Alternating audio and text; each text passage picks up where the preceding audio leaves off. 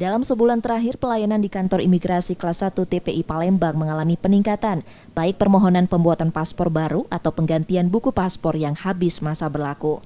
Permohonan paspor meningkat sejak dibukanya kembali perjalanan umroh ke Tanah Suci bagi Indonesia mulai 1 Desember 2021. Permohonan paspor yang biasanya hanya belasan orang kini bisa mencapai 40 orang per hari. Sebagian besar pemohon paspor adalah masyarakat yang tengah bersiap berangkat ibadah umroh, baik secara perorangan maupun kolektif melalui perusahaan penyelenggara ibadah umroh. Untuk menghadapi kemungkinan terjadinya peningkatan permohonan pembuatan paspor, pihak imigrasi tetap melakukan pembatasan pengunjung sesuai aturan pelayanan di masa pandemi COVID-19.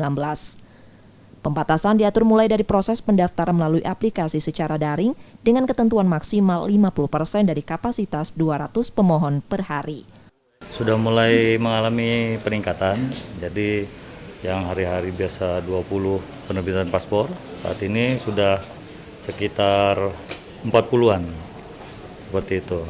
Persiapan mau umroh rata-rata ya, dan juga ada yang sakit juga untuk berobat, seperti itu. Sama aja KTP, KK, akta lahir, jadi dokumen diri, dokumen identitas.